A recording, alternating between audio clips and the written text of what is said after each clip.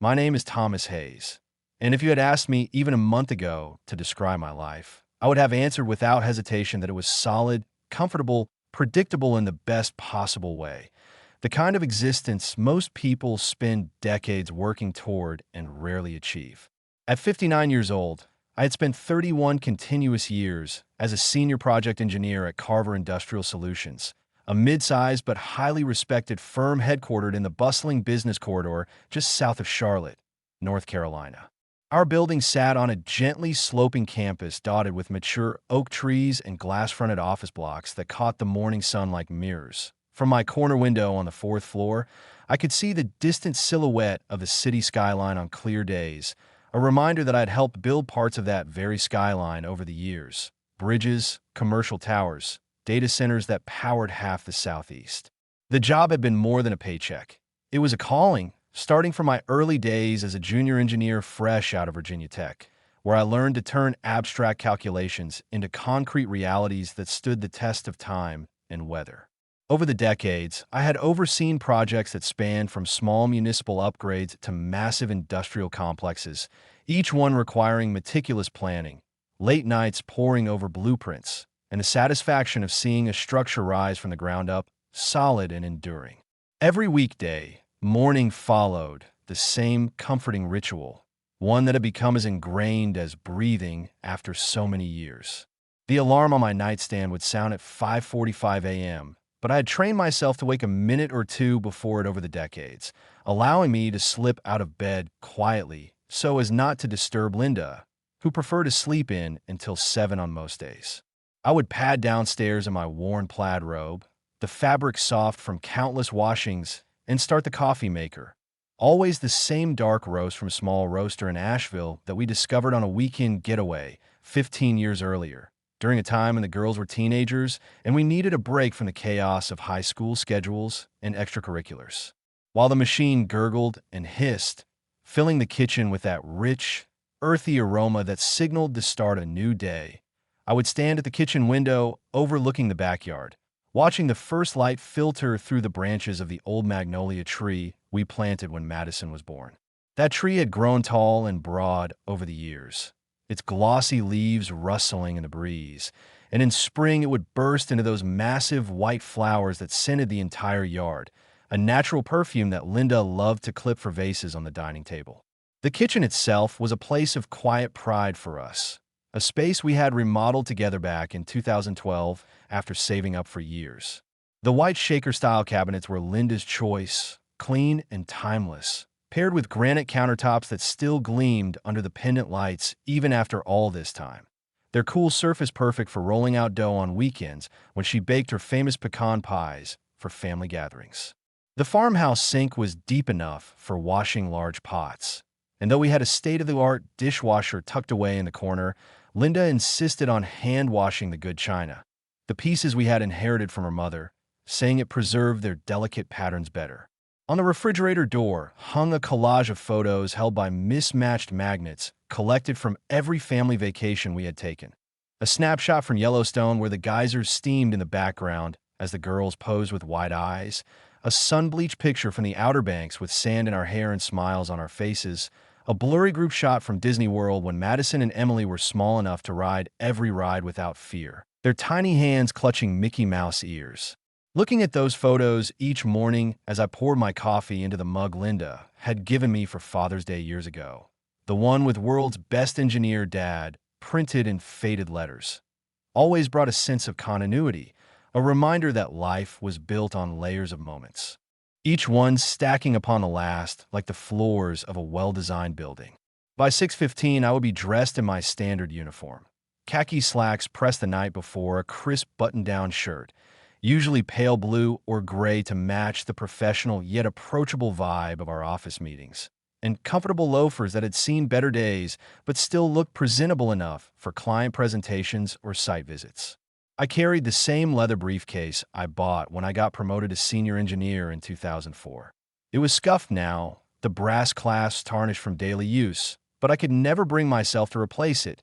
Too many memories tucked into its pockets alongside blueprints, old business cards, and the occasional forgotten lunch receipt. The drive to work took exactly 27 minutes on most days, barring the occasional accident on I-77 or construction delays that seem to pop up every few months. I listened to NPR for the morning headlines, catching up on world events or local news about Charlotte's growing tech scene, or sometimes switched to an engineering podcast that discussed new materials like advanced composites or sustainable design practices that could revolutionize how we built infrastructure.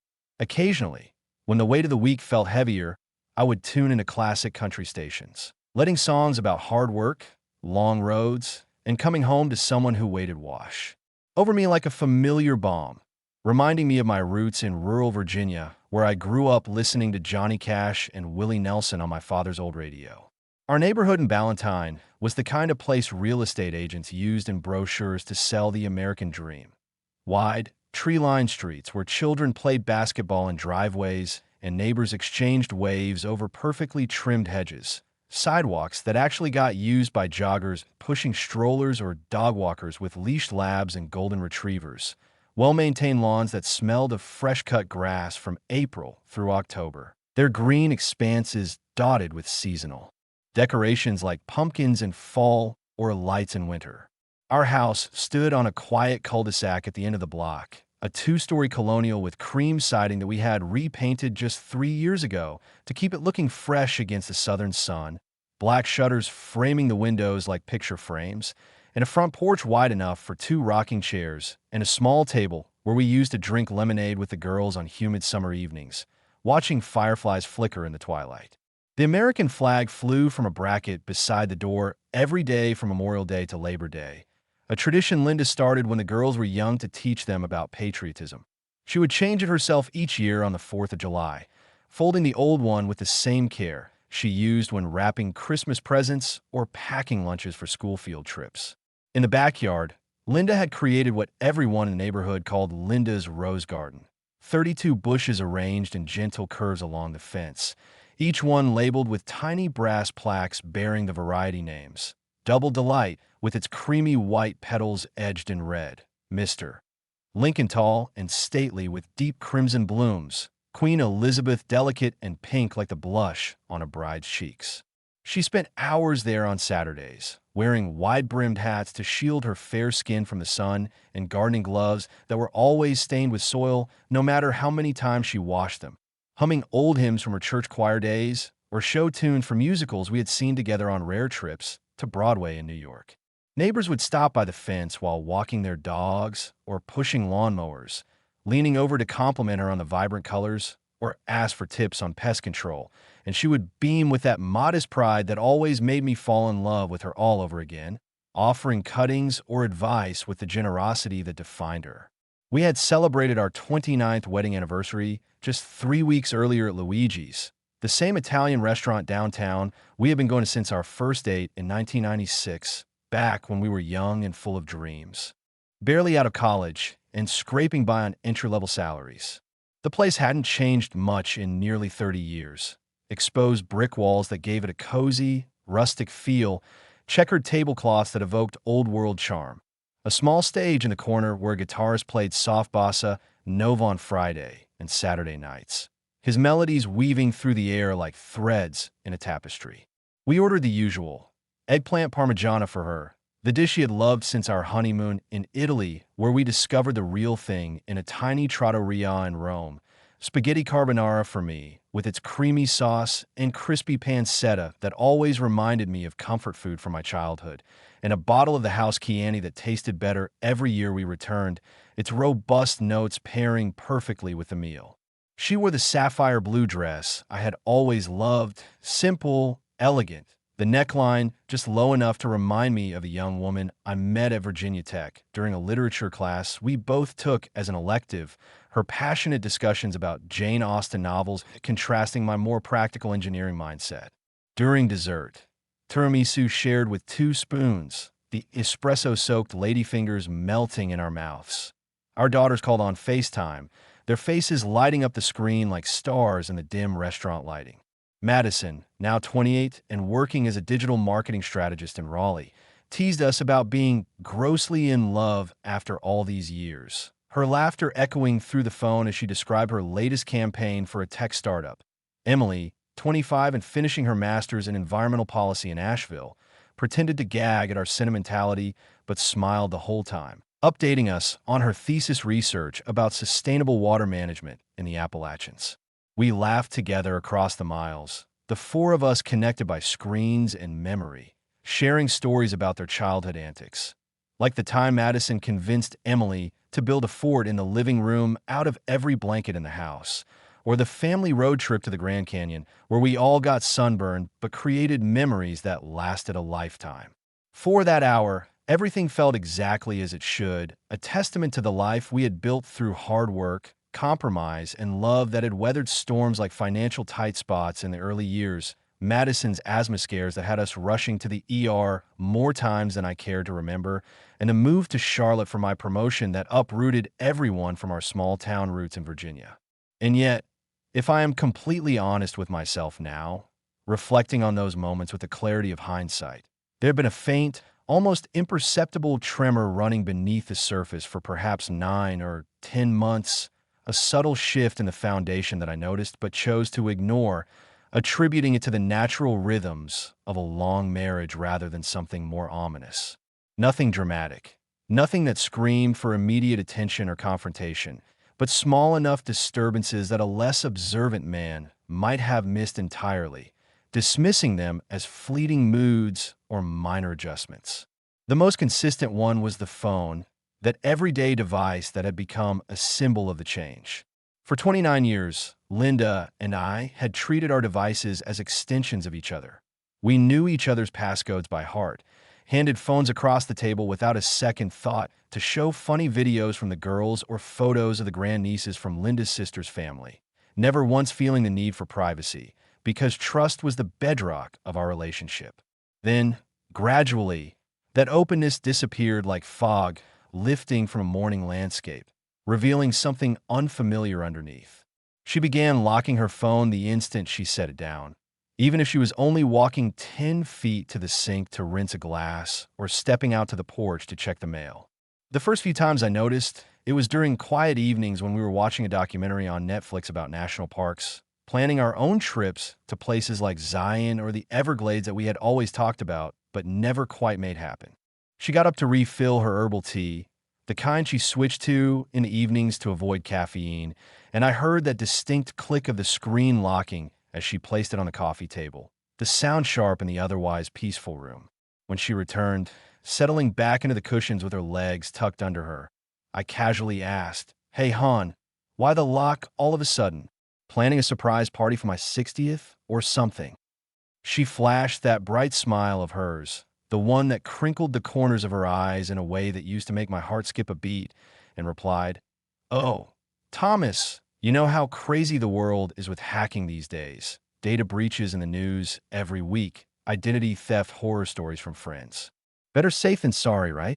I chuckled, letting the moment pass, and planted a kiss on her forehead as we resumed the show, the narrator's voice droning on about ancient rock formations while I tried to shake off the odd feeling that her explanation, logical as it was, didn't quite fit the puzzle of our shared life. But the explanation never quite settled comfortably in my mind, lingering like a half-forgotten dream that resurfaces at odd moments throughout the day. It popped up while I was reviewing blueprints at work, my red pen hovering over a calculation that needed adjustment, or during my solitary drives home when the radio static filled the cab between songs, giving my thoughts room to wander. Why the sudden caution? We had never had issues with security before. No lost phones, no suspicious charges on our credit cards, no reasons to build walls where none had existed. I told myself it was the times changing, the world becoming more digital and dangerous, and that her precaution was just a sign of wisdom, not secrecy. Yet that tiny click, that deliberate act of locking away a piece of herself, stayed in my head like a pebble in a shoe, irritating but not painful enough to stop and remove it. Other changes followed in the same understated way, each one layering on top of the last like sediment building up in a riverbed, slowly altering the flow without causing an immediate flood. Our nightly recaps, the 15 or 20 minutes after dinner when we sat at the kitchen island or on the porch swing and told each other about our days, grew shorter, shallower, the depth draining away like water from a leaky bucket. I would describe a tricky negotiation with a subcontractor on the latest data center project, explaining how we balanced budget constraints with safety standards to ensure the building could withstand a Category 4 hurricane. My voice animated with the passion I still felt for the work after all these years. She would listen for perhaps 30 seconds before her gaze would drift to the window, watching the neighbor's lights come on across the street, or her fingers would begin tapping idly on the lock screen of her phone, a subtle signal that her mind was elsewhere. Her responses became polite murmurs. "That's great, honey," or "sounds complicated," delivered with a smile that did not quite reach her eyes, lacking the follow-up question she used to ask, like, "How did you convince them to go with the reinforced beams?" Or, "Will that mean more overtime for you?" I told myself she was tired. She still worked part-time at the local community center, organizing book clubs where she led discussions on classics like To Kill a Mockingbird or contemporary novels that explored women's lives in modern America, and art classes for seniors where she taught watercolor techniques she had learned from online tutorials. Or perhaps she was distracted by whatever novel she was currently reading on her Kindle, the device she kept on her nightstand next to a stack of bookmarks and a reading lamp that cast a warm glow in the evenings. But the drift was real, and it left small, hollow spaces in conversations that once felt full and nourishing, like a meal shared with loved ones rather than eaten alone in silence. I tried to fill those spaces by asking more about her day, inquiring about the quirky characters in her book club, the retired teacher who always brought homemade cookies, the widower who argued passionately about plot twists, but her answers grew briefer, more surface level, as if she was recounting facts rather than sharing experiences. Then there were the weekends, once our shared domain of relaxation and reconnection after the grind of the work week. Saturdays have been our ritual for years, starting with a trip to the farmer's market in uptown Charlotte, where we would wander the stalls hand in hand, sampling fresh peaches in summer or apples in fall, buying local honey for her tea and artisanal bread for Sunday breakfasts, then errands together at the hardware store for my DIY projects or the garden center for her rose supplies. Maybe a matinee at the independent cinema showing foreign films we both enjoyed, followed by coffee at a nearby cafe where we would people watch and talk about everything and nothing. Lately, though, she had started claiming a need for alone time, a phrase that entered our vocabulary like an uninvited guest at a party, polite but disruptive. "I'm going to take a drive up toward Lake Norman," she would announce over coffee, already dressed in jeans and a light sweater, her keys jingling in her hand. "Just need to clear my head and see some trees changing color this time of year." At first, I encouraged it wholeheartedly. After raising 2 daughters and managing a household while I climbed the ladder at Carver, putting in long hours to secure promotions and bonuses that funded our comfortable life, she deserved time to herself, moments to reflect or simply enjoy the solitude that parenthood and marriage rarely afforded. I would kiss her goodbye on the forehead, watch her pull out of the driveway in her Honda Accord, the reliable sedan we had bought new 5 years ago after the old one finally gave out, and spend the day in the garage restoring an old wooden toolbox I had inherited from my father, sanding the rough edges and applying varnish until it shone like new, or watching college football on the TV in the living room, cheering for Virginia Tech out of loyalty to my alma mater. But the absences stretched longer with each passing month. She would leave at 10 in the morning and return after 6 in the evening, sometimes after 7 when the streetlights were already flickering on, offering vague reports. Stopped at that little antique mall in Huntersville and found a vintage vase for the mantel, or got lost in my thoughts by the river and didn't realize how late it was. The sunset was so beautiful over the water. When I suggested coming along next time, we could make a day of it, pack a picnic with those sandwiches you like from the deli, find a scenic overlook to eat and talk, she would hesitate for a split second, her eyes flicking away before returning with a soft smile, and say, "Maybe soon, but right now, I just need the quiet, the space to think without distractions." Each refusal landed like a feather, light, almost weightless, barely noticeable in the moment, but enough of them together began to press down on me, creating a subtle weight that I carried into the week, wondering if I was the distraction she needed space from. I rationalized it as her way of processing the empty nest, with Madison and Emily now independent adults living their own lives, the house quieter without their laughter and footsteps, or perhaps as a midlife reflection on her own unfulfilled dreams of writing that novel she started in college, but set aside when family life took priority. Her scent changed around the same time, subtly at first, then unmistakably, adding another layer to the growing sense of unfamiliarity.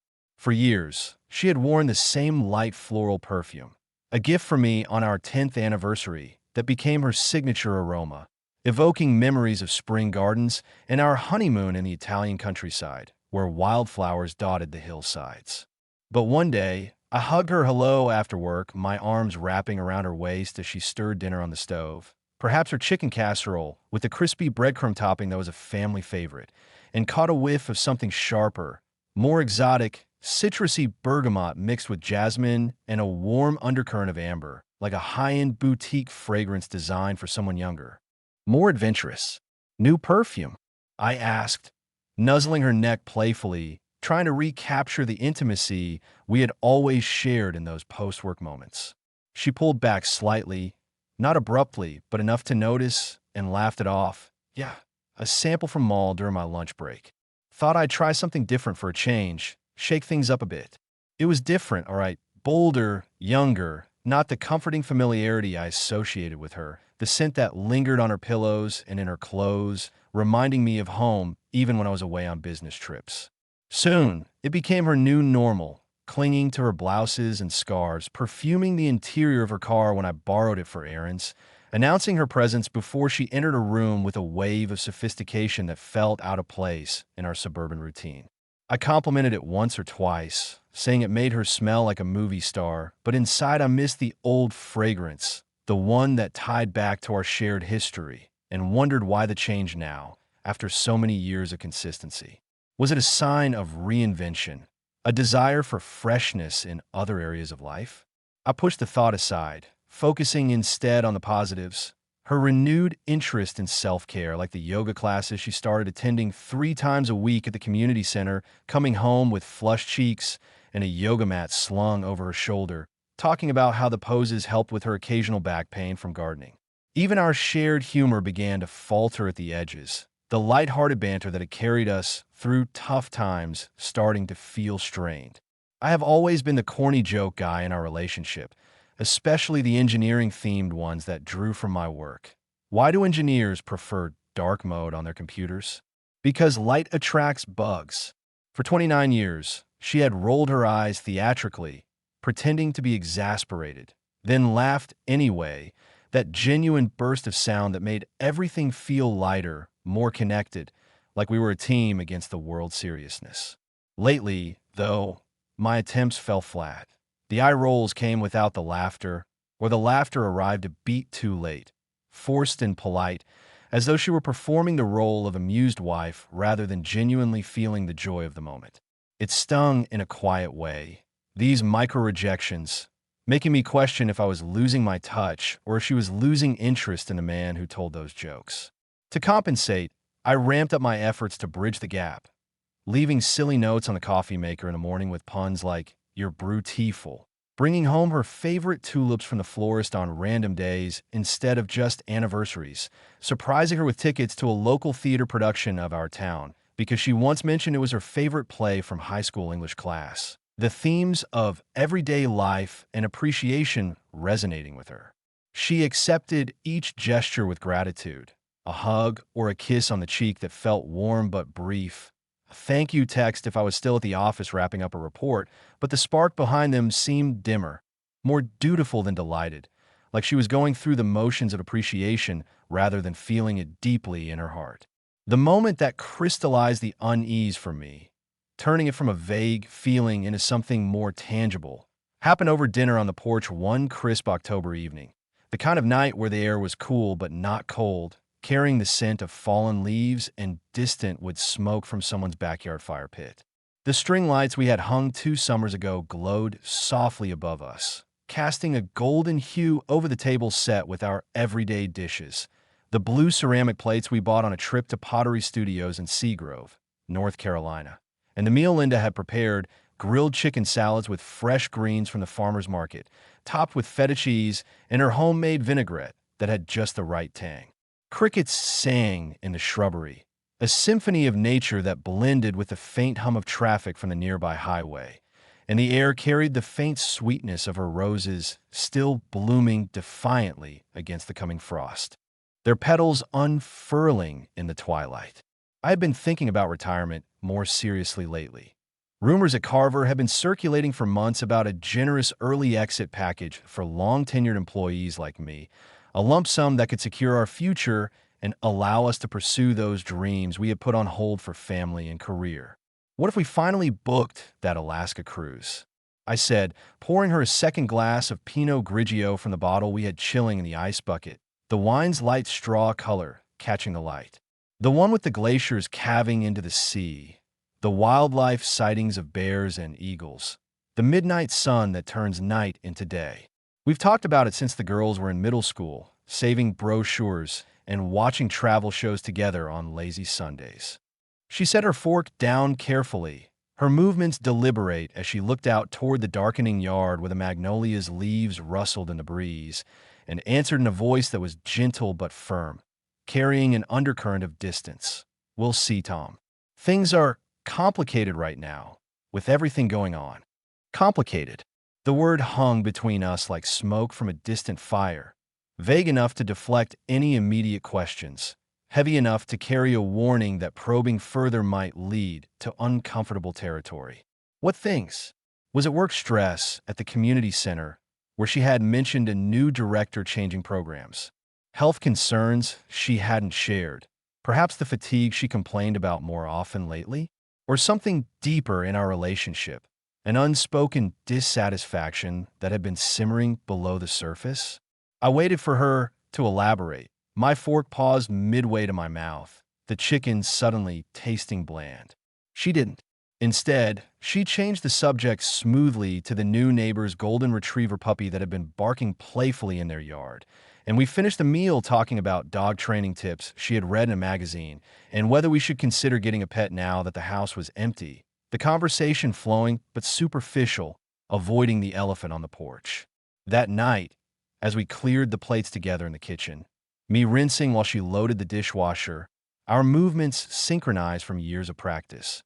I tried to bring it up again, casually asking, "What did you mean by complicated earlier? Anything I can help with?" She paused, wiping her hands on a dish towel embroidered with roses from her garden club, and smiled that reassuring smile, saying, "Oh, it's nothing specific, just life stuff? The usual. Don't worry about it." But worry I did, lying awake in the dark with the ceiling fan turning slow circles overhead. It were a constant companion to my racing thoughts.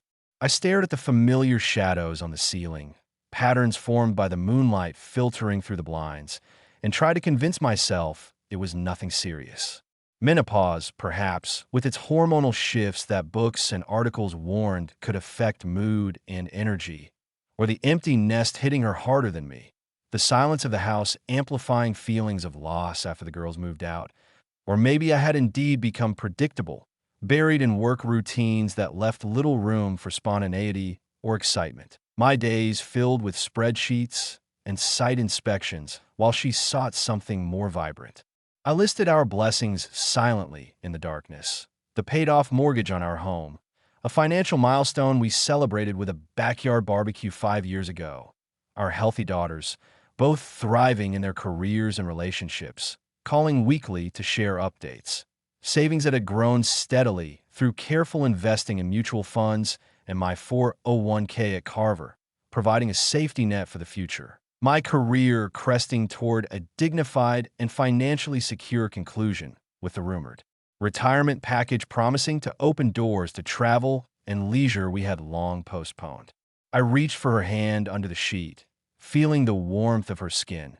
She let me hold it, her fingers lax in sleep, but did not squeeze back the way she used to in those intimate moments, a small omission that spoke volumes in the quiet.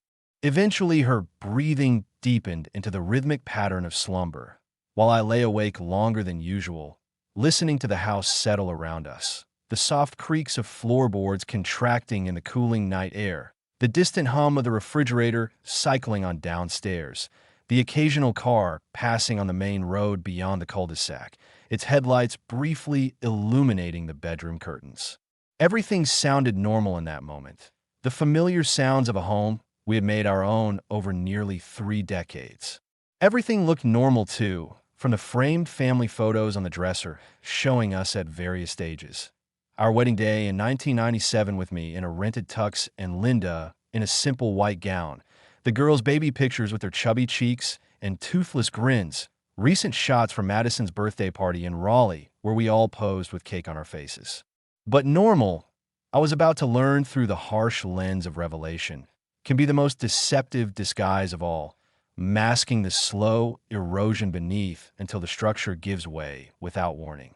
The changes were there, subtle as they were, and though I chose to see them as temporary ripples on a calm sea, they were in fact the first signs of a gathering storm, one that would test the foundations we had built and force me to confront truths I never imagined. The slide did not announce itself with thunder or dramatic confrontations that would have forced me to face the truth all at once. Instead, it crept in through 1,000 tiny fractures, each one so small and seemingly insignificant that I could still pretend the entire structure of our marriage remained intact if I simply avoided looking too closely or for too long. These fractures began to appear in the most ordinary places, in the daily routines that had once felt like the reliable scaffolding holding everything together, and over time they accumulated with a quiet persistence that turned what had been solid ground beneath my feet into something fragile and uncertain. The daily debriefs that had anchored our evenings for nearly 3 decades became the first visible casualty of this slow erosion. Those 15 or 20 minutes after dinner, when we would sit together at the kitchen island under the warm glow of the pendant lights, or out on the porch swing as the sun dipped below the tree-line, sharing the highs and lows of our respective days with the kind of ease that comes from long familiarity. I would start with genuine enthusiasm, recounting the intricacies of a particularly challenging foundation redesign on the latest data center project at work, explaining how we had spent 3 exhausting weeks debating load-bearing capacities versus architectural aesthetics, until a breakthrough solution finally emerged during a late-night brainstorming session with the structural team. My voice rising with the satisfaction of having solved a problem that had kept me awake for nights on end. Linda would listen for the first 30 seconds or so, her head tilted in what used to be attentive interest, but then her gaze would begin to drift toward the window where the neighbor's porch lights were just flickering on, or her fingers would start making slow, absent circles on the edge of her locked phone screen, a subtle but unmistakable signal that her attention had already wandered elsewhere. My sentences would trail off awkwardly in the middle, hanging unfinished in the air like incomplete blueprints, and she would offer polite murmurs in response. "That's wonderful, honey," or "sounds really complicated," delivered with a smile that remained on her lips, but never quite reached the warmth in her eyes that I had grown so accustomed to seeing there over the years. Those responses felt increasingly hollow, lacking the follow-up questions that once made our conversations feel like true exchanges rather than monologues. She no longer asked how I had convinced the client to approve the reinforced beams, or whether the extra overtime would mean another weekend lost to site inspections, or even if the solution I had proposed might earn me recognition from Mr. Reynolds during the next performance review. Instead, the words came automatically, like lines from a script she had read too many times, and each time I heard them, I felt a small, almost imperceptible sting, the way a paper cut begins to smart only after you notice it. I try to fill the growing silences by turning the conversation toward her day, asking about the latest book club discussion at the community center where she led groups through novels that explored themes of identity and change, or about the watercolor class she taught to the seniors, where one elderly gentleman always painted the same serene lake scene no matter what the prompt was. Her answers grew briefer with each passing week, reduced to surface-level summaries. "It was fine," or "Nothing special happened," delivered without elaboration, without the animated details that used to light up her face as she described the funny mispronunciations during the book club debates, or the way Mrs. Thompson had finally mastered shading after months of practice. Weekends, which had once been our shared sanctuary of reconnection after the relentless grind of the workweek, turned into a quiet but increasingly tense negotiation over territory and time, a subtle shifting of boundaries that left me feeling like an outsider in my own home. Saturdays had always followed a comfortable rhythm. We would rise a little later than usual, brew extra strong coffee together in the kitchen while the morning sun streamed through the windows, then head to the farmer's market in uptown Charlotte, where we wandered the stalls hand in hand, sampling fresh peaches dripping with juice in summer or crisp apples in fall, buying jars of local honey for her evening tea and loaves of artisanal sourdough for Sunday breakfast that we would eat slowly on the porch while reading the newspaper side by side. Afterward, we ran errands as a team, stopping at the hardware store so I could pick up supplies for whatever small DIY project I planned in the garage, or at the garden center where Linda would spend 20 minutes selecting new rose bushes or soil amendments while I pushed the cart and listened to her explain the differences between hybrid teas and floribundas with the same passion she once reserved for discussing literature. Lately, however, she had begun claiming a need for alone time with increasing frequency, a phrase that entered our vocabulary like an uninvited guest at a long-established dinner party. Polite on the surface, but quietly disruptive to the harmony we had maintained for so long. "I'm going to take a drive up toward Lake Norman today," she would announce over coffee on Saturday morning, already dressed in jeans and a light sweater, her keys jingling softly in her hand as she stood by the door. "Just need to get out, clear my head, and see some trees changing color this time of year. The fall foliage is supposed to be at peak."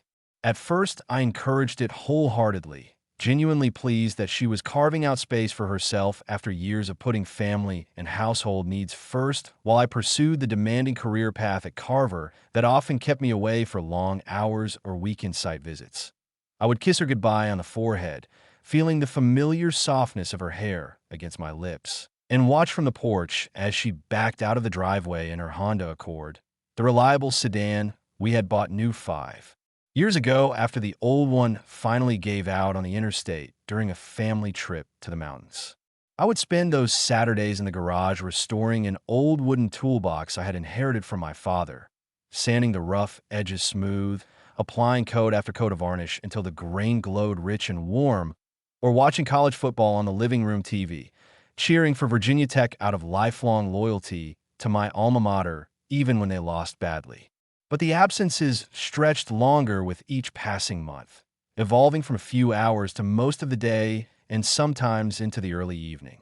She would leave at 10 in the morning and not return until after 6, occasionally after 7 when the streetlights along our cul-de-sac had already begun to flicker on and the neighborhood settled into the quiet hum of dinner preparations behind lit windows. When she did come home, she offered vague, almost perfunctory reports. "I stopped at that little antique mall in Huntersville and found a vintage vase for the mantel that will look perfect with the fall decorations." Or, "I got lost in my thoughts by the river and didn't realize how late it was. The sunset over the water was so beautiful, all those oranges and pinks reflecting on the surface." I nodded, smiled, asked follow-up questions in an attempt to draw her out. "Did you take any photos of the sunset? Or was the antique mall crowded with weekend shoppers?" But the answers came one word or clipped, lacking the enthusiasm that used to accompany her stories of small discoveries.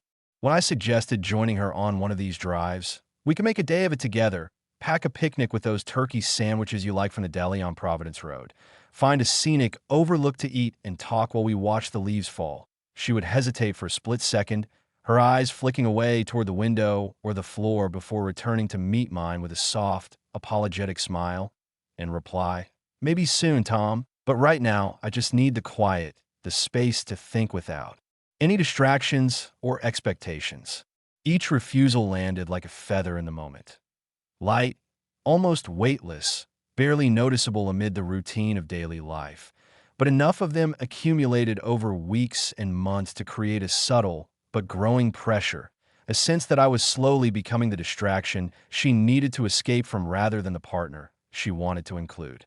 Her scent changed around the same period, adding another layer to the accumulating sense of unfamiliarity that began to color even the most ordinary interactions between us. For 29 years, she had worn the same light floral perfume, a delicate blend of rose and lily that I had first given her on our 10th anniversary during a weekend trip to San Francisco, a fragrance that evoked memories of spring gardens, our honeymoon in the Italian countryside, where wildflowers dotted the hillsides like confetti, and quiet evenings on the porch when the scent would linger on her skin as we sat close together watching the stars emerge. But one day, as I hugged her hello after a long day at the office, my arms wrapping around her waist while she stood at the stove, stirring her chicken casserole with the crispy breadcrumb topping that had been a family favorite since the girls were small, I caught a whiff of something entirely new. Sharper, more modern, citrusy bergamot cutting through jasmine with a warm, almost heavy undercurrent of amber that felt aggressive and sophisticated, like a fragrance designed for someone seeking reinvention rather than continuity. New perfume? I asked, nuzzling her neck playfully in that familiar way we had done countless times before. Try to recapture the intimacy of those post-work moments when a simple embrace could reset the day's stresses. She pulled back slightly, not abruptly, but enough for me to notice the small withdrawal, and laughed it off with a casual wave of her hand. Yeah, just a sample from Sephora during my lunch break last week. Thought I'd try something different for a change, shake things up a bit, and feel a little more alive. Different was an understatement. The new fragrance clung to her blouses and scarves, perfumed the interior of her car when I borrowed it to run errands on Saturday mornings, announced her presence in the house before she even entered the room with a wave of bold sophistication that felt strangely out of place in our quiet suburban routine of routine dinners and weekend chores. I complimented it once or twice, telling her it made her smell like a movie star or that it suited her new yoga practice, but inside I missed the old scent desperately, the one that tied back to our shared history and made every hug feel like coming home. Even our shared humor, the lighthearted banter that had carried us through financial tight spots in the early years of marriage, sleepless nights with colicky babies, and the exhausting but joyful chaos of raising two daughters, began to falter at the edges in ways that left me feeling exposed and uncertain. I had always been the corny joke guy in our relationship, especially the engineering-themed ones drawn from my work. Why do engineers prefer dark mode on their computers? Because light attracts bugs. Or, how does an engineer change a light bulb? He calculates the optimal wattage first. For 29 years, she had rolled her eyes theatrically, pretended exasperation with a dramatic sigh, then burst into that genuine, infectious laughter that made everything feel lighter, more connected, like we were a team facing the world's seriousness together with a shared sense of absurdity. Lately, though, my attempts fell flat in increasingly noticeable ways. The eye rolls came without the subsequent laughter, or the laughter arrived a beat too late and sounded forced, polite rather than delighted, as though she were performing the role of amused wife rather than genuinely feeling the joy of the moment. It stung in a quiet, insidious way, these micro-rejections that accumulated like dust on a shelf, barely visible at first, but eventually impossible to ignore, making me question whether I was losing my touch as a husband or if she was losing interest in the man who told those jokes, the man she had married when we were both young and full of optimism about the future. To compensate for the growing distance, I ramped up my efforts to bridge the gap in small but deliberate ways, leaving silly handwritten notes on the coffee maker in the morning with puns like, "You're beautiful, have a great day," bringing home her favorite tulips from the florist on random Tuesdays instead of waiting for anniversaries or birthdays, surprising her with tickets to a local theater production of our town, because she had once mentioned in passing that it was her favorite play. From high school English class, its themes of appreciating everyday life and human connection resonating deeply with her reflective nature. She accepted each gesture with outward gratitude, a hug that lasted just long enough to be polite, a kiss on the cheek that felt warm but brief, a thank you text if I was still at the office wrapping up a report late into the evening, but the spark behind those responses seemed dimmer, more dutiful than delighted, like she was going through the motions of appreciation rather than feeling it deeply in her heart as she once had. The tipping point in this stage of small humiliations came during one particular dinner on the porch in mid-October, when the air was cool enough to require a light sweater but still carried the lingering sweetness of her roses refusing to surrender to the approaching frost. We had been talking about retirement possibilities more frequently lately, The rumors at Carver growing louder about a substantial early exit package for long tenure employees, and I had been daydreaming about how that financial security could finally allow us to pursue the dreams we had postponed for family and career obligations. What if we finally booked that Alaska cruise? I suggested, pouring her a second glass of Pinot Grigio as the string lights above us cast a golden glow over the table. The one with the glaciers calving into the sea, the wildlife excursions to see bears fishing in rivers and eagles soaring overhead, the midnight sun turning night into endless day. We've talked about it since Madison and Emily were in middle school, saving brochures and watching travel documentaries together on lazy Sunday afternoons. She set her fork down carefully, her movements deliberate and measured, looked out toward the darkening yard where the magnolia trees' leaves rustled softly in the breeze, and answered in a voice that was gentle but unmistakably firm, carrying an undercurrent of distance I could no longer pretend not to hear. "We'll see, Tom. Things are complicated right now, with everything going on in life." Complicated. That single word hung between us like smoke from a distant fire, vague enough to deflect any immediate probing questions, heavy enough to carry an implicit warning that pushing further might lead to territory neither of us was ready to explore. What things exactly? Was it stress from her part-time job at the community center, where the new director had been reorganizing programs and creating tension among the staff? Health concerns she hadn't yet shared? Perhaps the fatigue she complained about more frequently during our evening talks? Or was it something deeper in our relationship, an unspoken dissatisfaction that had been simmering below the surface for months, gradually eroding the foundation we had built together? I waited for her to elaborate. My fork paused midway to my mouth, the grilled chicken suddenly tasting bland and unappetizing despite its perfect seasoning. She didn't elaborate. Instead, she changed the subject smoothly and seamlessly to the new neighbor's golden retriever puppy that had been barking playfully in their yard all afternoon, and we finished the meal discussing dog training tips she had read in a recent magazine article and whether we should consider getting a pet now that the house felt so empty without the girl's constant energy filling every room.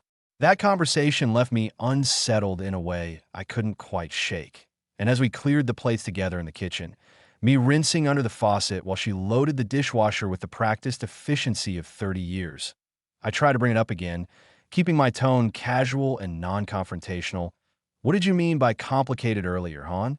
Anything specific I can help with or talk through?" She paused for a moment, wiping her hands on the dish towel embroidered with roses from her garden club, and smiled that reassuring smile she had perfected over the years, the one that used to make me feel everything would be all right no matter what. "Oh, it's nothing specific, just life stuff, the usual ups and downs." "Don't worry about it, Tom."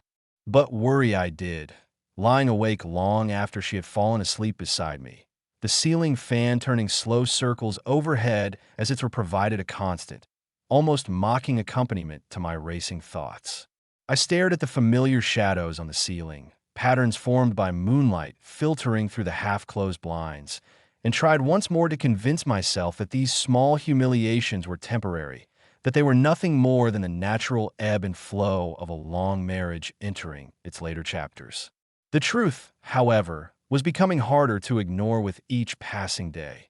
The slide had begun, slow and insidious, through 1,000 tiny fractures that were widening imperceptibly but relentlessly, turning what had once been solid and reassuring into something fragile and uncertain, and though I still clung to the hope that everything would right itself with time and patience, the accumulating weight of those small rejections was beginning to press down in ways that made even the most ordinary moments feel tinged with quiet dread. The accumulating weight of those small rejections and quiet withdrawals, which had been pressing down on me like an invisible fog for months, finally reached a point where it could no longer be dismissed as temporary mood swings or the ordinary weariness of a long marriage. Instead, it coalesced into something sharper and more undeniable on that particular Thursday in late October. The day when the subtle tension that had been simmering beneath the surface suddenly boiled over into a full-blown crisis that left me standing frozen in my own foyer, heart pounding so hard I could feel it in my throat, as the carefully constructed normalcy of our life shattered around me without warning. That morning had begun exactly like every other Thursday before it.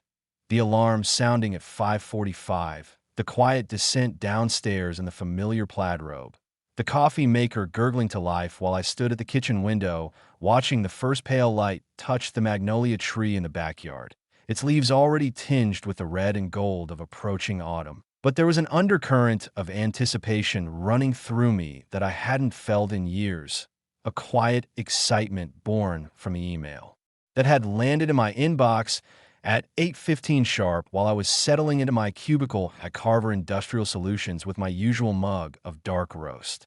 The subject line read, "Confidential, early retirement incentive package, final notification." And as I opened it with hands that trembled just slightly from the combination of caffeine and nerves, the words on the screen blurred for a moment before snapping into focus. A one-time lump sum payout of $3.2 million, immediate vesting of remaining stock options, continued full health benefits through Medicare eligibility, and a generous pension bridge to Social Security that would ensure we never had to worry about money again. The CEO's personal note at the bottom praised my 31 years of service, calling me instrumental in Carver's growth and innovation, and the attached documents outlined the signing timeline. Papers to be finalized by end of day. Official transfer to my account scheduled exactly 45 days later. I sat back in my chair, the office hum of keyboards and distant conversations fading into white noise as I reread the figures, letting the reality sink in. This was it, the reward for decades of 60-hour weeks, missed family dinners, weekend site visits in pouring rain or blistering heat. The countless times I had chosen the job over everything else because I believed it was the right way to provide the stability Linda and the girls deserved. The team noticed my distraction during the morning meeting, and by lunchtime Mr. Reynolds had pulled me aside in the break room, clapping me on the shoulder with a grin that crinkled the corners of his eyes. "Thomas, you've earned every penny of this. The party is already being planned, Friday afternoon, the whole division. Don't be modest. Let them celebrate you."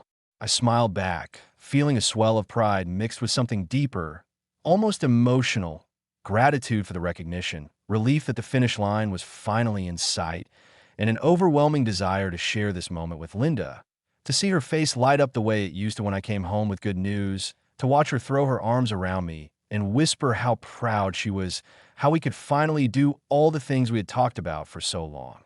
I left the office 2 hours early that afternoon, the signed papers tucked safely in my briefcase alongside the commemorative gold pen Mr. Reynolds had handed me during the impromptu celebration in the conference room, where colleagues had gathered with donuts and coffee, slapping me on the back and making jokes about how I would spend my days fishing or finally fixing up that old boat in the garage that had sat unused for 15 years.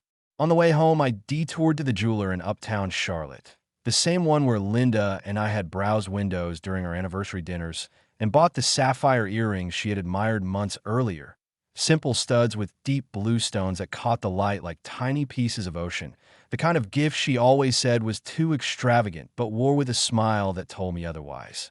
The clerk wrapped them in a velvet box tied with a thin silver ribbon, and I slipped it into my jacket pocket, already picturing her reaction, the way her eyes would widen, the soft gasp of surprise, the way she would pull me close and kiss me right there in the kitchen, the two of us laughing about how retirement meant no more excuses for not spoiling each other. Pulling into the driveway, the house looked as welcoming as ever, the cream siding glowing in the late afternoon sun, the black shutters framing the windows like they always had, Linda's rose garden still blooming along the fence despite the cooling weather, petals holding on stubbornly as if refusing to acknowledge that fall had arrived. I opened the front door quietly, intending to call her name softly and watch her come down the stairs from the master bedroom or emerge from the kitchen with that curious tilt of her head she had when she sensed a surprise coming. But before I could even set my briefcase down, her voice drifted down from upstairs, clear and unguarded, carried on speakerphone as if she believed the house was empty and there was no chance anyone would overhear. "Yes, exactly, that's the plan. Once the papers are filed, we split everything right down the middle, the house, the savings accounts, his 401k, all of it. And whatever that big retirement payout turns out to be, even if it's only around a million after taxes, that's still life-changing money for us. We can start fresh, no more pretending. A man's voice responded, calm, professional, almost clinical in its tone, the kind of voice you hear for financial advisors or lawyers who have done this many times before, will build a strong narrative from the beginning. Start documenting every instance where he controls the finances, makes unilateral decisions about investments or spending. If the judge sees an imbalance of power, we can easily push for more than 50%. Alimony, asset division, the works. Timing is key. File before he gets the full payout vested if possible. Linda laughed softly, a sound that used to fill me with warmth, but now sliced through me like cold steel. God, I can't wait to finally be free. 30 years of playing the perfect wife, smiling through all the long hours and missed anniversaries. I deserve this. I deserve to feel seen again, to have someone who actually notices me instead of treating me like part of the furniture. My knees almost buckled. I leaned against the newel post at the bottom of the stairs, the same post I had sanded and stained myself the summer we moved in, back when the girls were toddlers and the house smelled of fresh paint and possibility, and felt the world tilt sideways. The velvet box in my pocket suddenly weighed 20 pounds, a cruel irony pressing against my chest like a stone. How could this be happening? The woman I had built my entire adult life around, the mother of my children, the person I had trusted with every secret and dream, was calmly discussing my financial destruction with another man as if I were nothing more than an obstacle to be removed. The betrayal hit in waves. First shock that left me numb, then a rising tide of anger that made my hands shake, then a deep, aching sorrow that threatened to pull me under completely. I stood there frozen, listening to more snippets of their conversation drifting down the stairs. Her complaining about how I had always put work first, how she felt invisible for years, how this Blake person made her feel young and desirable again. Him advising her on creating a paper trail of financial control behaviors, suggesting she start keeping detailed notes of every time I paid bills or made investment decisions without consulting her first, even though she had full access to every account and had never once expressed interest in managing them. The injustice burned hotter with every word. After 31 years of loyalty, of sacrificing weekends and evenings so she could stay home with the girls when they were young, of building a life that gave her security and freedom. This was my reward, to be plotted against in my own home, reduced to a paycheck to be divided and discarded. The tension reached its maximum as I fought the overwhelming urge to storm upstairs, burst into the bedroom, demand answers, shout until my voice gave out. But some deeper instinct, the same calm problem-solving part of me that had carried me through decades of engineering crises, held me back. Confronting her now would give her time to prepare, to spin the story, to delete evidence, to call her lawyer and get ahead of whatever came next. No, I needed to stay silent, to gather myself, to think strategically rather than react emotionally. I backed out of the house as quietly as I had entered, closed the door with a soft click that sounded deafening in my ears, got into my truck, and drove away, the neighborhood blurring through the windshield as tears I refused to acknowledge stung my eyes. I drove without direction at first, the streets of Ballantyne giving way to wider roads leading toward Lake Norman, the radio off for once, so the only sound was the hum of tires on asphalt and my own ragged breathing. After about 20 minutes, I pulled into the empty parking lot of an old library branch 3 miles from home, a place we used to bring the girls for story hour when they were small, where Linda would sit cross-legged on the carpet reading picture books in funny voices while I watched from the back row, feeling like the luckiest man alive. I turned off the engine and sat there staring at the dashboard clock, replaying every fragment of the conversation in my head until the words were etched into my memory like acid. 30 years of playing the perfect wife. I deserve this, someone who actually notices me. Each phrase cut deeper than the last, exposing doubts I had buried for years. Had I really been so absent, so consumed by work that I failed to see her unhappiness? Had I taken her for granted, assuming her quiet support meant she was content? Or was this betrayal something colder, more calculated, a plan that had been forming long before today? The anger ebbed slightly as the shock wore off, replaced by a cold clarity that surprised me with its sharpness. The official company-wide announcement wasn't scheduled until Monday. Linda shouldn't have known the exact figure of $3.2 million unless someone had leaked it to her prematurely. That realization sparked a chain of questions. Who had access to my retirement file before public release? Only high-level HR and the executive team, unless the information had been forwarded externally. I pulled out my phone, switched to a burner app one had never used before for privacy, and called Nate from IT Security, a young colleague I had mentored early in his career and trusted implicitly. "Nate," I said when he picked up, keeping my voice steady despite the tremor in my hands. "Hypothetically speaking, could someone outside the C-suite view my retirement package details before the company-wide release?" There was a long pause on the other end, the kind that told me he understood this wasn't hypothetical at all. "Only if someone with high-level HR access pulled it up," he answered carefully, "or if the file was forwarded externally." "Why are you asking, Tom? Everything okay?" I hesitated, then pressed forward. "Can you check the access log on my file?" "Quietly. No logs, no alerts. It's important." Another pause, then, "Give me 40 minutes. I'll text you from a secure line." While I waited, I opened the browser on my phone and searched the email address Nate had mentioned earlier in a previous conversation, blake.harper@harperdiversefinance.com. The website loaded quickly, sleek, professional, with a headshot of a man in his mid-40s, handsome, fit, perfectly groomed, smiling the confident smile of someone who wins more often than he loses. Blake Harper, divorce financial strategist. The tagline under his photo read, "Maximizing your future after the end of your marriage." Services listed included pre-divorce asset analysis, hidden asset discovery, strategic settlement planning, and protecting your financial interest in high-net-worth dissolutions. Testimonials scroll below.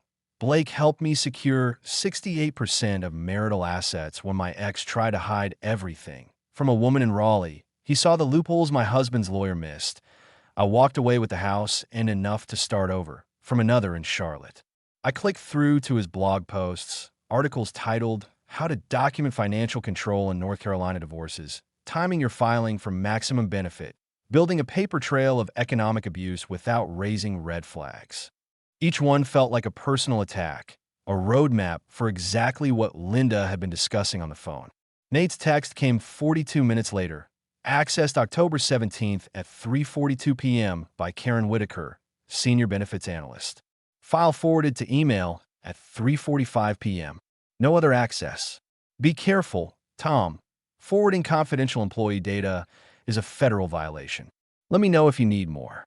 I stared at the screen, the pieces clicking into place with sickening clarity. Karen Whitaker, the HR woman I had seen at company picnics over the years, always polite but distant, had illegally accessed my file and sent it to this Blake Harper, the man my wife was conspiring with to dismantle our life. The escalation was complete. What had been subtle unease and small humiliations had now become overt betrayal, a calculated plan to strip me of everything I had built over 3 decades while I remained oblivious, bringing home flowers and planning cruises. I sat in that parking lot until the sun dipped low enough to cast long shadows across the asphalt, my mind racing through options. Confront her immediately and risk her denying everything while she destroyed evidence. Storm into HR on Monday and demand answers, potentially tipping my hand too early. Or the thought that finally settled like cold steel in my chest, stay silent, gather evidence, protect what was mine before she could take it. The latter felt like the only rational path, the engineering mind kicking in. Assess the problem, collect data, design a solution, execute without emotion. I started the truck, drove to a quiet coffee shop on the outskirts of town where no one knew me, ordered a black coffee I didn't drink, and began planning the next steps in my head. A private investigator, a consultation with a divorce attorney specializing in high-asset cases, a call to Madison and Emily to see if they had noticed anything unusual. The conflict had escalated from quiet drift to open warfare, and though the pain was excruciating, a deep, physical ache in my chest that made breathing difficult. A strange resolve was forming beneath it. I would not go down without a fight, and I would not let emotion destroy what logic could still save. The storm had arrived, and I was in the eye of it, calm enough to see clearly what needed to be done before the full force hit. Sitting in that deserted library parking lot as the sun sank lower and painted the asphalt in long orange streaks that stretched across the empty spaces like fingers reaching for something lost. The engine off and the world outside reduced to the occasional passing car on the distant highway and the soft ticking of the cooling motor.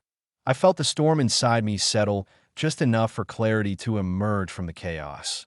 Not peace, not acceptance, not even forgiveness, but a cold, calculated resolve that surprised even me with its sudden strength. The same kind of focused determination that had carried me through countless engineering crises where panic would have doomed the project, but logic and systematic thinking saved it every time. The pain was still there, raw and throbbing in my chest like an open wound that refused to clot.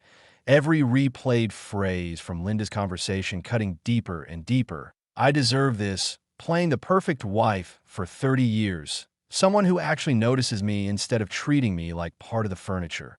Each word echoing in my mind like a hammer, striking steel. But beneath the hurt and the betrayal, a new structure was beginning to form, brick by brick, beam by beam. I would not let raw emotion dictate the response. I would treat this like any other structural failure I had ever diagnosed on a job site. Identify the cause, collect all available data, reinforce the weak points before collapse became inevitable, and execute a plan that protected what I had spent 3 decades building before she could dismantle it completely and walk away with everything I had earned through sacrifice after sacrifice. The first step crystallized almost immediately in my mind with the precision of a well-drawn schematic. The retirement package details should not have been known to her yet, not with the official company-wide announcement still scheduled for Monday morning, which meant there had been a clear breach somewhere in the system, a deliberate leak that pointed straight to someone with unauthorized access who had forwarded the information externally. I pulled out my phone again, fingers steady now despite the tremor that had been there only minutes earlier when the initial shock had hit like a physical blow, switched back to the burner app one had installed earlier for anonymity, and redialed Nate from IT security, the young colleague who had already risked his job once today by quietly pulling the access log without triggering any internal alerts. He answered on the second ring, voice low and cautious, as if he were already expecting the follow-up call and dreading what it might mean. "Tom, I figured you'd call back soon. You okay? You sounded rough earlier, like something really bad went down." I took a slow, deliberate breath, staring at the library building in front of me. The same red brick facade we used to bring Madison and Emily to for summer reading programs, when they were little Linda sitting cross-legged on the story time, rug with them while I watched from the back row. Feeling like the luckiest father in the world as she did funny voices for the characters and made the girls giggle until their faces turned pink and answered evenly, keeping the emotion locked down tight. "I'm not okay, Nate, not even close, but I need to stay focused right now, or I'll lose everything." "That log you pulled earlier, can you double-check and expand it? Look for any other forwards or downloads from Karen Whitaker's account in the last 30 to 60 days. Anything that might show a pattern of repeated access to high-value employee files, not just mine. And if you can get into the internal chat logs or email threads around the time of my file access without leaving a trace, do it. I know this is pushing way beyond what you should be doing, but this is survival." There was a long silence on his end, the kind that told me he was weighing the personal risk against our years of working together. The times I had covered for him during late-night system outages when he was still learning the ropes, the weekends I'd spent helping him study for his security certifications, the trust we had built through shared late shifts and mutual respect for doing things the right way, even when no one was watching. Finally, he exhaled sharply, the sound crackling through the speaker. "All right, Tom. Give me an hour, maybe 90 minutes tops. I'll run a quiet audit on her account activity. Pull any forwarded attachments or external shares. Check the audit trail for deletions or modifications too. No alerts triggered, no paper trail back to me. But if this blows back on me, if HR or compliance starts sniffing around, I need you to have my back, Promise me that." I promised without hesitation, told him I would never let him take the fall alone, thanked him again with a sincerity that surprised even me, and hung up, the phone feeling heavier in my hand now that the wheels were truly turning and there was no going back from this path. While waiting for Nate's update, I opened the browser on my phone once more and returned to Blake Harper's website, this time methodically clicking through every single page, reading every word and studying every image as if it were a blueprint of the enemy camp I needed to fully understand before I could mount an effective counterattack. The homepage loaded with that same polished professional headshot, Blake in a tailored navy suit, arms crossed confidently, standing against a softly blurred background of the Charlotte skyline at dusk, the kind of photo that screamed success and control, his smile confident but not arrogant, eyes direct and piercing as if he were looking straight through the screen at the viewer and already knowing every secret they were trying to hide. Below the photo, the tagline dominated the screen in bold white letters against a dark gradient. "Divorce is not the end. It's the beginning of protecting what you've earned. Let me help you maximize your future and walk away with what you truly deserve." The services were listed in neat, clickable columns that expanded when hovered over. Pre-divorce asset analysis. Identify and secure hidden or undervalued marital property before your spouse has a chance to conceal it. Strategic settlement planning. Negotiate from a position of strength using data-driven leverage and forensic accounting.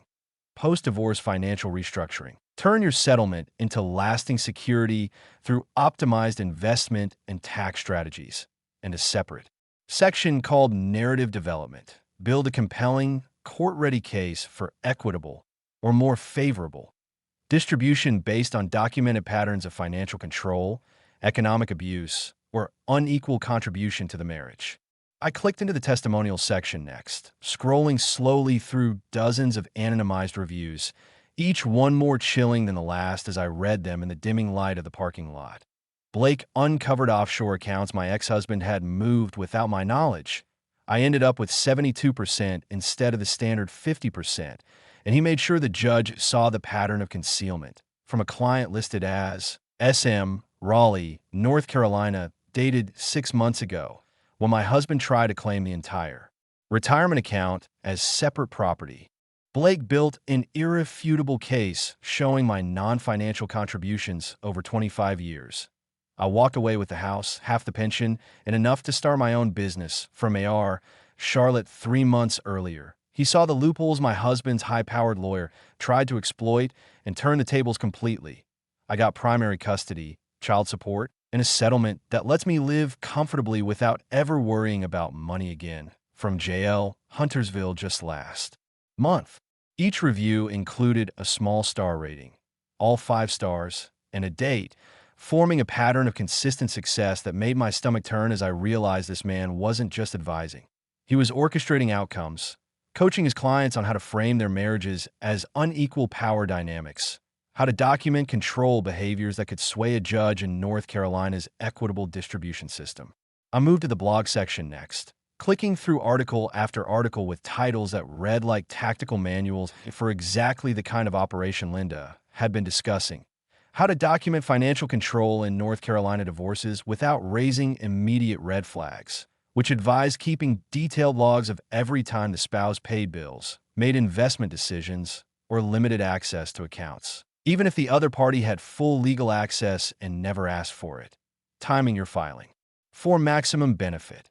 Why pre-announcement moves matter in high net worth cases, explaining how to file before large bonuses or retirement payouts vested to argue they were marital rather than separate property, building a paper trail of economic abuse, subtle strategies that hold up in court, with bullet points on creating emails or texts that appear to show restriction, even if the restriction was imaginary, leveraging non-financial contributions, how stay-at-home spouses can claim more than 50% in equitable distribution.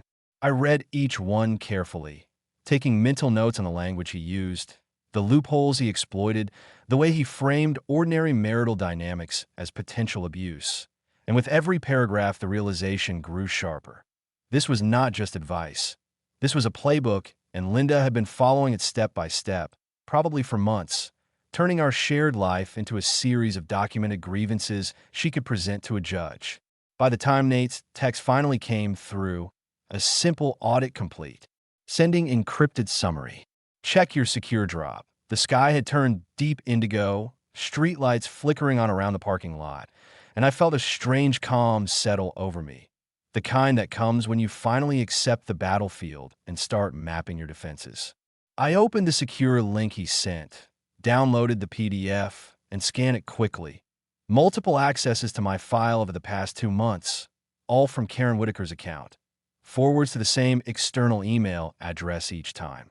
Deleted internal chat messages between her and an unnamed user that mentioned retirement incentive details and client request. Timestamps aligning perfectly with Linda's increased alone time. Drives and her sudden interest in financial independence workshops at the community center she had mentioned casually weeks earlier. It was all there, the breach, the conspiracy, the paper trail. And for the first time since I had overheard that phone call, I felt something like power returning, not the emotional kind that would make me lash out, but the structural kind: data, evidence, leverage. I was about to start searching for divorce attorneys specializing in high-asset cases in North Carolina when my phone rang. Madison's name flashing on the screen, unexpected and urgent. I answered immediately, voice steadier than I felt. "Hey, sweetheart. Everything okay?" Her voice came through tight, almost breathless. "Dad, can I come over tonight? I need to talk to you about something. It's important, and I don't want to do it over the phone." I glanced at the dashboard clock. It was just past 7, and told her to come straight over, that I'd be home soon. She hesitated for a second. "Mom's not there, right?" "This is about her." I assured her Linda was still out, probably at yoga or another meeting with Blake, and that I'd wait for her in the driveway. As I started the truck and drove back toward Ballantyne, the pieces continued to click. Madison had always been perceptive, the one who noticed when Linda's smiles became forced or when I came home too tired to really engage. If she had something to say about her mother, it might be the final confirmation I needed that this wasn't just a sudden midlife crisis, but a long-planned exit strategy. I pulled into the driveway 10 minutes later, the house dark except for the porch light Linda always left on, and waited in the truck with the engine running, headlights off, watching the street from Madison's car. She arrived shortly after, parking behind me and getting out quickly, her face pale under the street lamp, eyes red as if she had been crying or fighting tears the whole drive from Raleigh.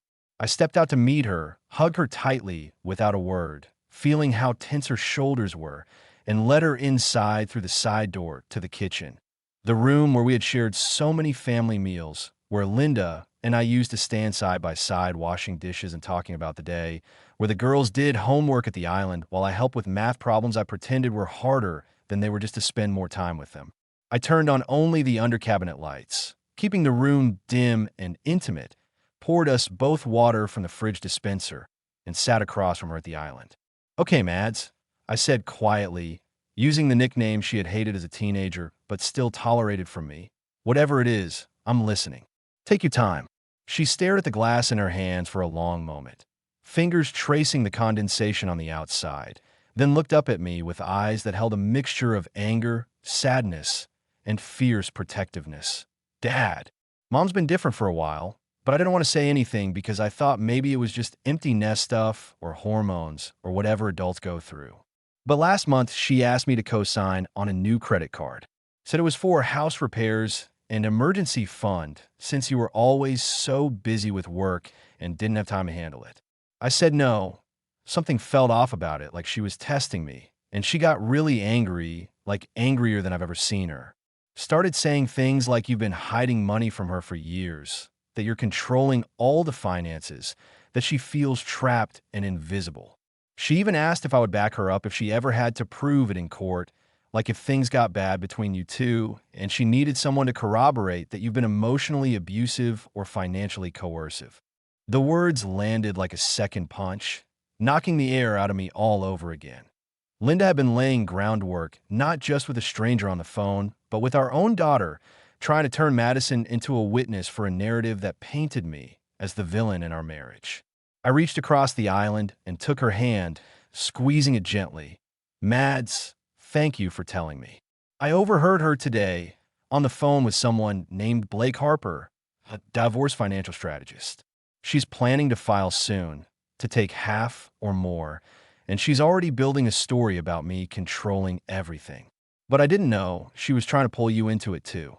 Madison's eyes filled with tears, but she blinked them back fiercely. I recorded her, Dad. 2 weeks ago. She didn't know I was home. I was in the guest room studying when she came in and called him. I hit record on my phone because I was scared of what she might say next. Listen. She pulled out her phone, opened the voice memo app, and played the file. Linda's voice filled the quiet kitchen, clear and unmistakable. If the retirement money is as big as Karen told me, we file before Christmas. He's saying it's complicated, but I know it's millions. And if he fights it, I'll tell everyone he's been emotionally abusive for years, controlling the money, making me feel worthless. Mads will back me up. She saw how distant he is, how he prioritizes work over family. Yes, I know it's a stretch, but with the right framing. The recording continued for another minute, Blake's voice responding calmly, suggesting ways to strengthen the narrative before Linda hung up. Madison stopped the playback, her hand shaking. I didn't tell her I recorded it. I didn't know what to do.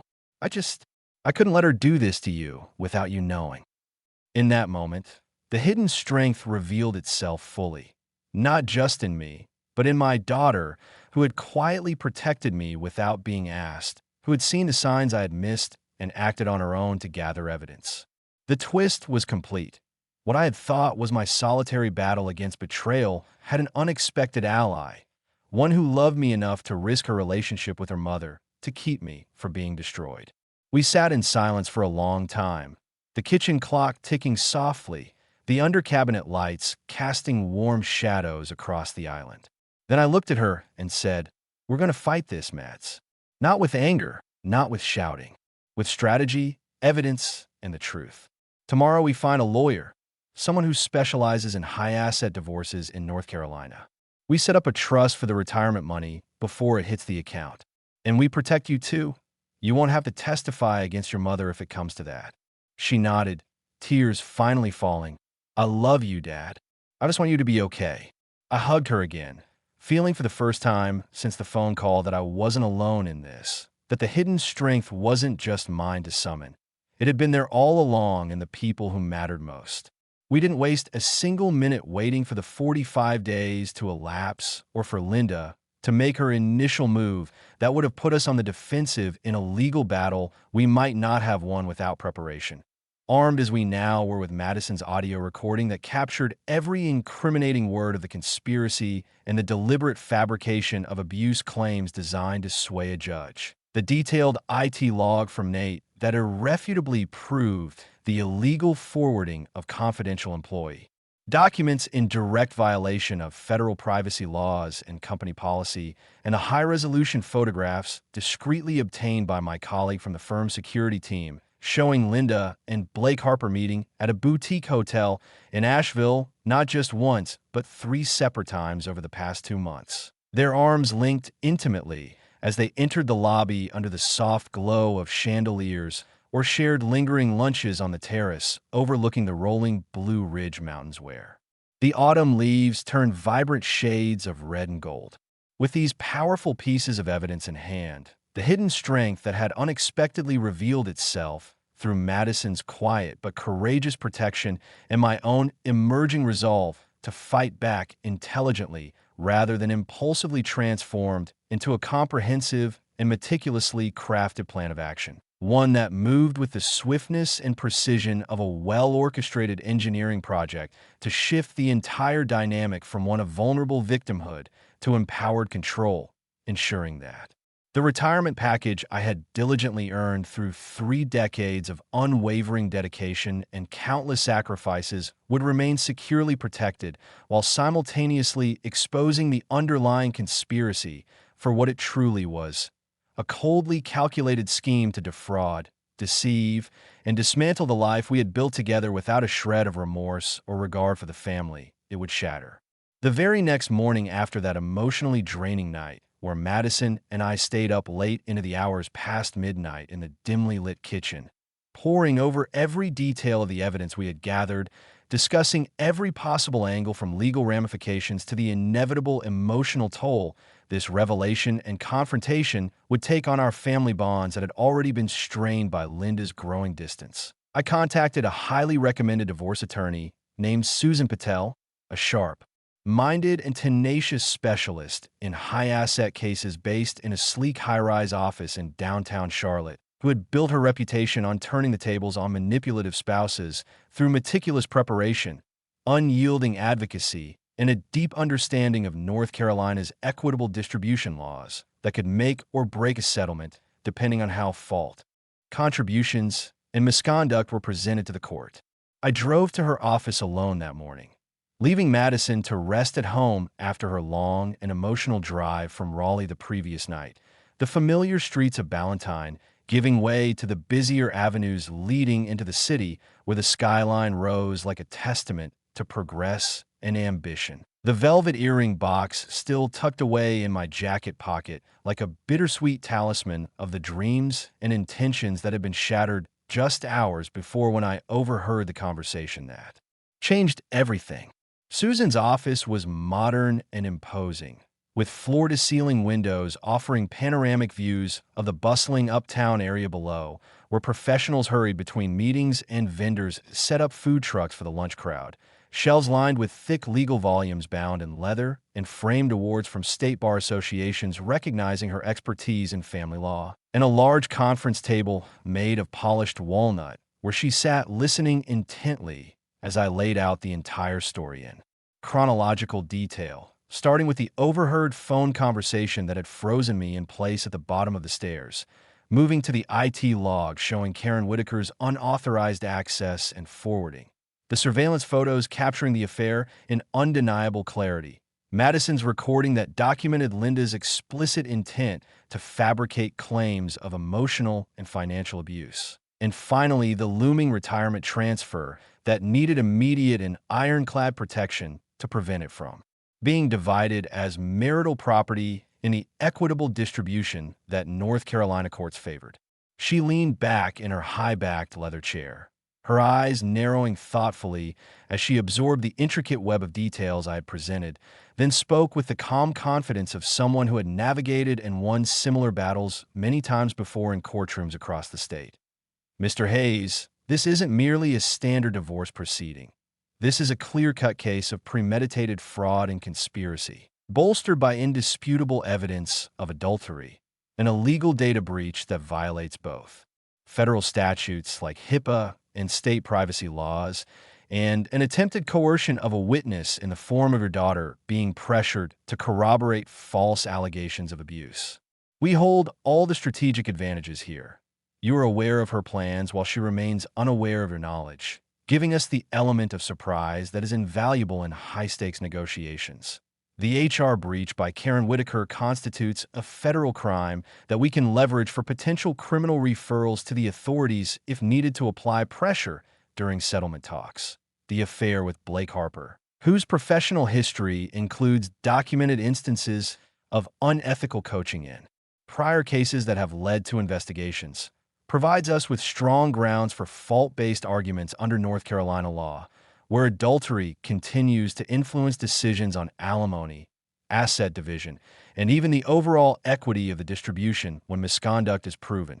And most critically, since the retirement funds have not yet transferred to your account, we can immediately structure a self-settled, irrevocable domestic asset protection trust, which is fully permissible under North Carolina statutes for earned compensation, such as bonuses and pensions, rendering it nearly untouchable as separate property rather than subject to equitable distribution in the divorce proceedings.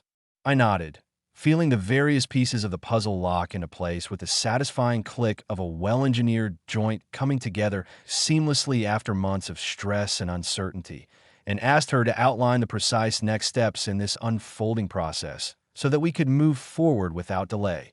She responded by laying out a detailed timeline that felt both aggressive and reassuring in its structure. Establish the trust documents by the end of the week to ensure the funds could flow directly into it upon arrival, without touching any joint accounts that might complicate the separation of property.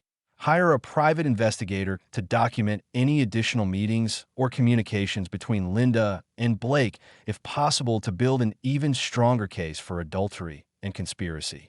Prepare the divorce petition with adultery, fraud, and conspiracy explicitly cited as grounds to shift the burden onto her for defense and to potentially reduce her share under fault considerations. And file first to seize control of the jurisdiction, venue, and overall narrative of the proceedings before she had a chance to react or file in a more favorable county. We moved fast from that point forward, operating like a coordinated team racing against the clock to shore up a collapsing bridge before the full weight came crashing down. By that afternoon, Susan had drafted the initial trust documents, naming me as the sole beneficiary with ironclad provisions under North Carolina law that explicitly shielded retirement assets from marital claims when properly structured as compensation for individual labor rather than shared marital effort. And I signed them electronically right there in her office while she explained in precise terms how the $3.2 million would be directed straight into the trust upon transfer, bypassing our joint checking and savings accounts entirely to avoid any commingling that could complicate matters in court or allow her to argue that the funds had become marital property through deposit into shared accounts.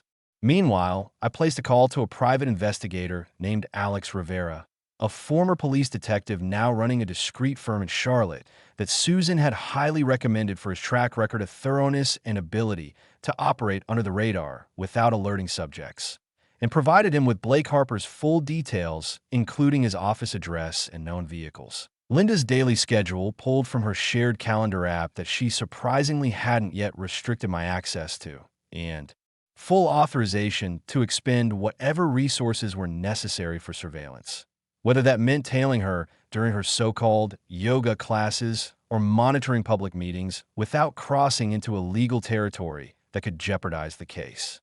Alex was professional and no-nonsense from the first word, assuring me over the phone with a voice that carried the weight of years in the field.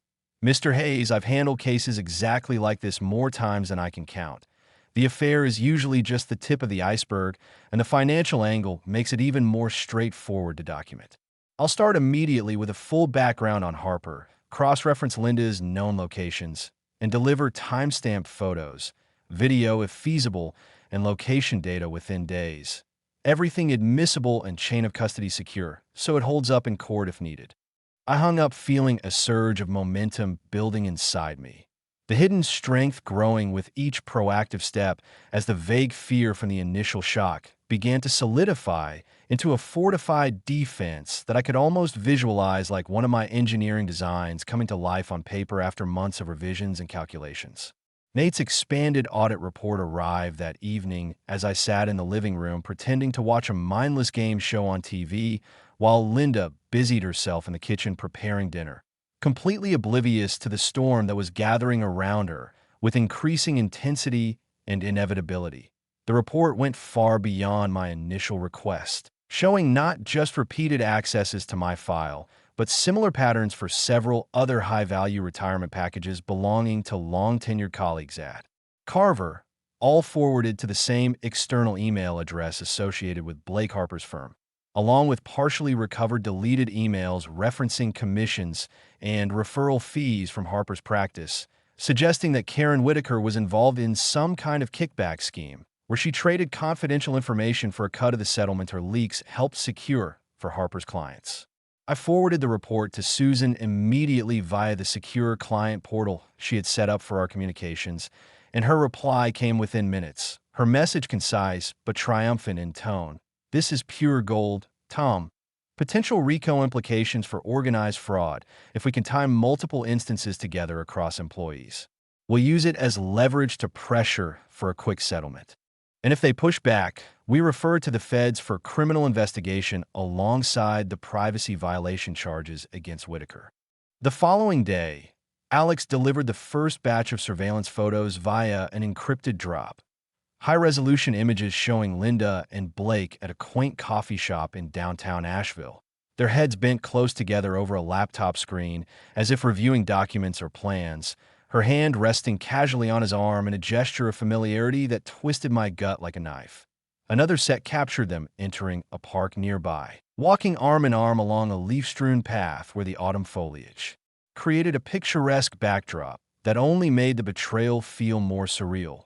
Their laughter frozen in one frame, as if mocking the seriousness of what they were plotting behind my back.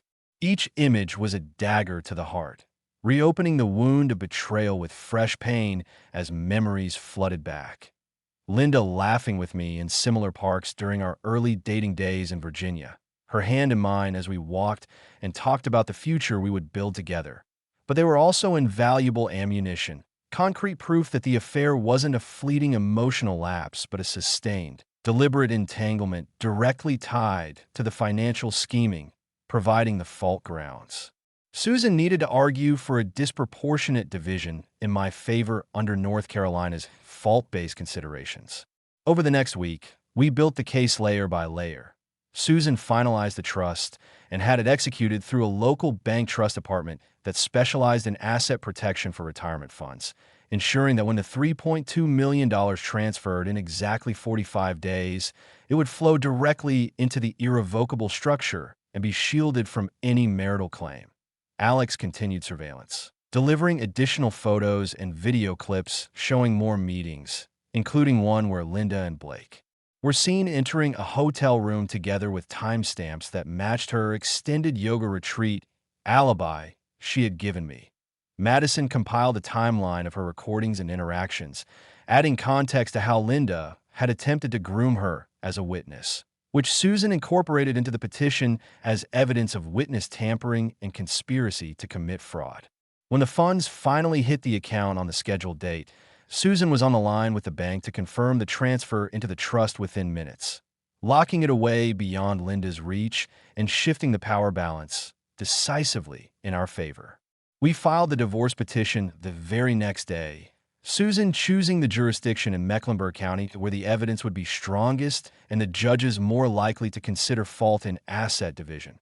Linda was served at her favorite coffee shop in Ballantyne that afternoon. I wasn't there to witness it, but Alex's colleague recorded the moment discreetly from across the street, her face going white as the process server handed her the thick envelope, her hand shaking as she opened it and read the first page, the immediate fumbling for her phone to call Blake, her voice rising in panic as she realized the narrative she had been building had been preempted and turned against her. Her lawyer contacted Susan by evening, voice confused and aggressive, demanding immediate details on the retirement package and threatening countersuits for defamation and emotional distress. But Susan held firm and calm. We have extensive documentation of adultery, illegal data breach, conspiracy to fabricate abuse claims, and witness coercion. Settle now on favorable terms or face court where fault will reduce her share significantly, plus potential criminal referrals for all involved. The negotiations dragged for weeks, with Linda's side pushing for 50% or more and attempting to challenge the trust as fraudulent, but the evidence was overwhelming. The recording, the photos, the IT logs, Alex's surveillance, Madison's timeline. Each piece reinforcing the others until her lawyer finally conceded that court would be disastrous. In the end, Linda accepted the settlement. 38% of non-retirement marital assets, partial home equity, half the savings, her small 401k, one car, nothing from the $3.2 million protected in the trust, and no alimony given the fault findings. Blake's practice came under state investigation as more former clients came forward with similar stories of coached fraud and asset manipulation. He lost his license within months. Karen Whitaker was fired from Carver and faced criminal charges for privacy violations and wire fraud. Her case still pending as federal authorities reviewed the broader pattern. Linda moved to Wilmington to live with her sister. Our communication limited to lawyers and necessary property transfers. The house sold quickly for a strong price in the hot Ballantyne market, and I used my share to buy a modest cabin on Lake Norman with a private dock, a small woodworking shop in the back, and views of the water that changed with every season. Now, at 60, I spend my days in quiet rhythm. Mornings hiking the trails around the lake where the air smells of pine and water, Afternoons in the workshop turning rough lumber into furniture that I donate to local veteran centers or give to friends. Evenings on the dock watching sunsets ripple across the surface while I reflect on the life that almost slipped away. Madison and Emily visit often. Our conversations honest and open now. No secrets between us. The bond stronger for having weathered the storm together. Some nights, I still think of Linda, the woman I loved for nearly 30 years, the mother of my children, the partner I believed would stand beside me until the end, and feel a quiet ache for what was lost. But mostly I think of how close I came to losing everything I had worked for, how one overheard conversation and the courage to stay silent just long enough saved my future. The best revenge, I've learned, isn't dramatic confrontation or public humiliation or even the satisfaction of seeing others punished, though justice has its place. The best revenge is protecting yourself with dignity, securing what is rightfully yours through patience and strategy, and walking away with your head high into a life rebuilt on truth rather than lies. Sometimes the strongest thing a man can do is close his mouth when every instinct screams to shout, gather the facts when emotion blinds, and let the courts and karma handle the rest while you focus on the future still ahead. I won my retirement, my freedom, my self-respect, and in the end, that's the only victory that truly matters.